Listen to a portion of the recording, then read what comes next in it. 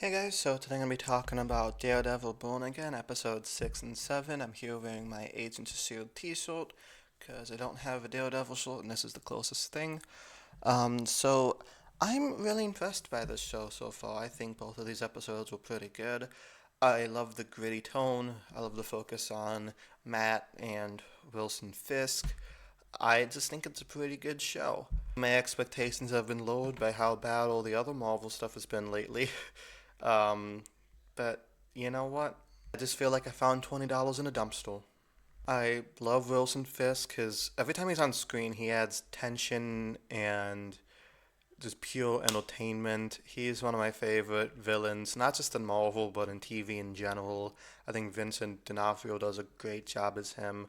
I love the parallel fights between Daredevil fighting Muse and Wilson Fisk fighting his Vanessa's boyfriend he's had locked in the cellar the entire time. How did he build this jail in his basement? How did he get people to build that for him without being a little suspicious? Like these scenes symbolize, you know, Matt and Murdock becoming Daredevil again and Wilson Fisk becoming Kingpin. They've both resisted these violent urges for a while and now they're back. The gloves are off. That fight scene between Daredevil and Muse in episode 6 was so brutal, raw. Him saving that little girl, like, that was. Muse is one fucked up guy, man. Like, the tension, the emotional rate, Daredevil screaming "Ah!" at the end. It's just great. I love this darker, bloodier approach to Marvel shows. I'm not saying everything needs to be like this, but I like when they take risks. This definitely isn't what you think of when you think Disney Plus. It's not family friendly, very much in tone with the first three seasons. And I'm very curious as to what stuff was in the original draft and what stuff was added during reshoots because the original version was much more, from what I've read, I don't really know much, but much more of a reboot, much more family friendly, a lot episodic. This show doesn't really feel like that. We're very much in the minds of the characters, and this brings us to episode 7. One thing I will say about episode 7 is it made me finally care about Matt's girlfriend, his therapist girlfriend, because she has this level of empathy of her that I really think Matt needs. She's very sweet, and you could tell she cares a lot about him. And I think that's something he needs because Matt has been in a pretty rough place the past 4 seasons, plus a few crossover appearances. I think he needs this constant in his life, and she's, as a therapist, is good with dealing with people's grief. And Matt has lost a lot. He's lost Elektra, he's lost Foggy, he lost Stick, and his parents. So I think she's good for him.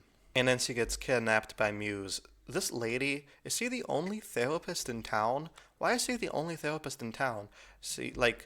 I just think it's a little coincidental that she's A, Matt's girlfriend, B, Wilson and Vanessa's marriage counselor, and C, the therapist that Muse just happens to be obsessed with. I just think that's a coincidence. Is there no other therapist in the entire city of New York? Maybe she just has really bad luck. I think the fight between Daredevil and Muse in episode 7 is pretty good, but Muse was defeated a bit too easily. I feel like his character had a lot of potential, and for him to only last 2 episodes is kind of a letdown. I know he's not the main villain of the season. The main villain is obviously Wilson Fisk. Slash, Bullseye is still. He's not going to stay in prison that long, right? Whoever hired Bullseye. Oh, hey, Momo. What do you think about Daredevil? Do you think it lives up to the hype? Yeah. He said it exceeds the hype. Excuse me.